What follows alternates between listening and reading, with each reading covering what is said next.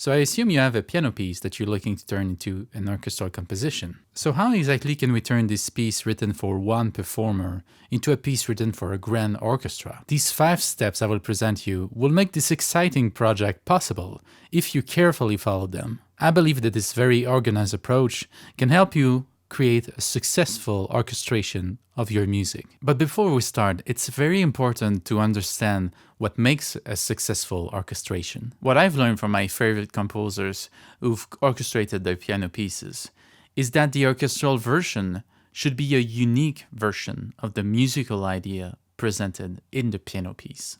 Now take your piano piece, forget about the notes for 1 second, and try to connect with the musical idea it presents. What emotions it conveys? What is the energy, the different characters of the sections of the piece? Is the musical material evoking something? Is the composer trying to communicate something specific? Answering these questions will help you get into the mindset of what orchestration should be all about. Again, a unique version of the musical idea. See the instrumentation as an envelope.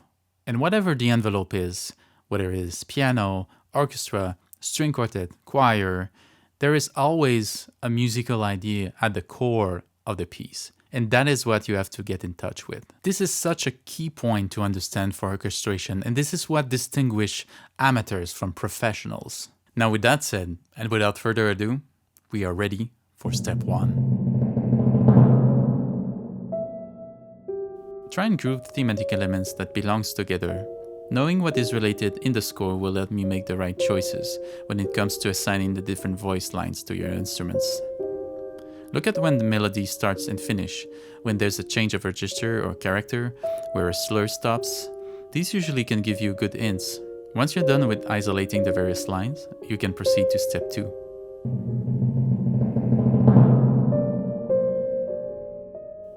The dynamics are a huge hint on what and how many instruments you should use for the different parts of the piece. You should also note when there are accents, crescendos, diminuendos, but also pedal markings, which greatly affect the magnitude of the sound. You then should create a grid from 1 to 10 for how much orchestral density you should apply to each passage. And note where you should add instruments and where you should take some away. Grid done, now on to step number 3.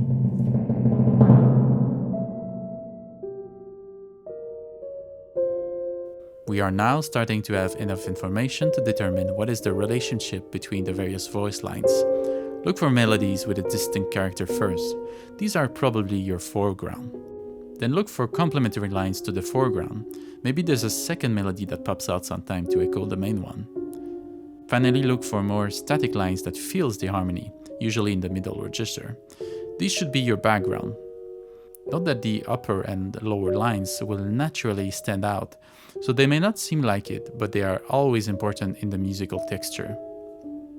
While considering what is foreground, middle ground, and background, you may also realize that in some parts, all voices are equally important, like in a homophonic passage. So note that the number of plans may and should vary throughout the piece. Once you've established the various plans of the piece, on to step 4.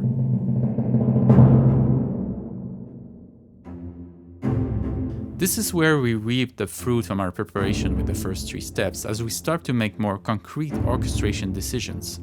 Step 4 can be hard for beginners because you need at least a basic knowledge of all the instruments in the orchestra, in what register they are the most comfortable, how dense their tone is, etc.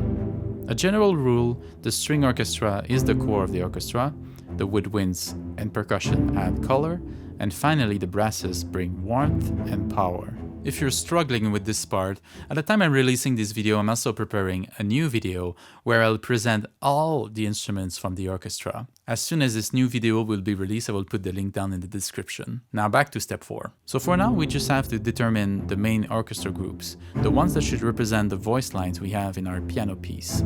Should the melody be played by the French horn, the hobo, or maybe the violins?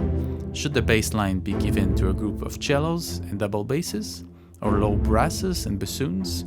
You also have to consider that you're trying to add a specific character to each section of the piece. So don't use the violins for the whole piece as a melody. Let your other instruments take over, giving to each phrase a sense of renewal that is very efficient in orchestral writing. You may also have a voice line that is shared by different instruments. For example, if it changes register, you may have to send a melody played by the clarinet to the bass clarinet. In this example, I use an instrument of the same family, making this change being less obvious and preserving the line's continuity. Once these decisions have been made for the whole piece, you then have to determine what instrument will support these main lines by providing resonance or reinforcing their tone with octaves. Use octaves with parsimony, otherwise you'll run out of steam and the most intense moments of your music will not stand out. Don't always use the first violin to double the melody of the second violin an octave higher, or the double basses to double the cellos an octave lower. Enlarging the impetus of your chords adds intensity, and you should preserve it for when you need it. Once you've set all the main orchestra groups, you might feel content with how your orchestra piece sounds. Many composers will stop here, but not you, because we're going to the final step, step 5. But before that, please take a moment to subscribe to my channel. This is one of my first videos on the channel, so please know that your engagement has a lot of impact right now. So please subscribe, like the video, comment, share. All of these will help me greatly to provide more content for you in the future. Now for real, let's get into step 5. This last step is where you can use your creativity and show your personal voice through the orchestration choices you will make. Remember when I said the orchestral version should be a unique version of the musical idea presented in the piano piece? Well, this is where you can really apply this philosophy.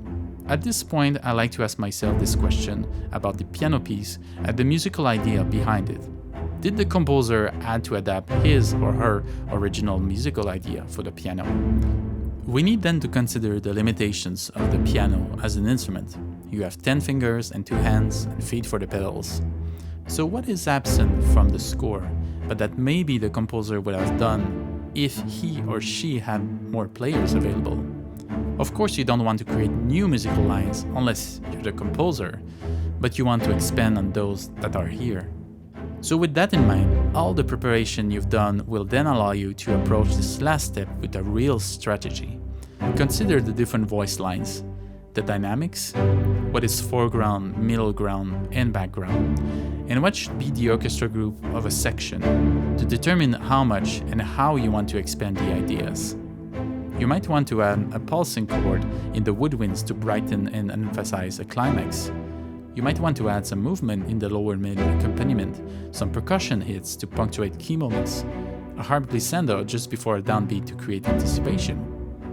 Follow the dynamic scale from 1 to 10 that you've done in step 2 to know the amount of expansion you should do with the various instruments of the orchestra. Sometimes a simple move can let you translate properly the musical idea from the piano to the orchestra. Do this with the whole piece and try and vary the combination of instruments to renew the musical discourse and to create a wide palette of color. Now, if you've gone through these 5 steps very carefully, congratulations! You've gone through a successful orchestration process. So I use this process for all approach to orchestration, from string quartet to chamber orchestra, from choir to wind orchestra, or even from the orchestra back to the piano. Now, to make the right choices while we orchestrate requires some experience to master, but I believe that this 5-step process is a solid foundation that will allow you to focus on what's important, your creativity and developing your own musical voice. Now, this video was more of a general presentation of this work approach, but let me know in the comments below if you'd like to see me through this 5-step process myself on a piece. You can even send me a piano piece of yours, and I might do an orchestration video on it in the future. If you want to know more about orchestration and all composition-related topics, please subscribe to my channel and invite your friends over to join the conversation. My name is Alexandre Davin. Thank you for listening, and I'll see you on the next one. Bye-bye.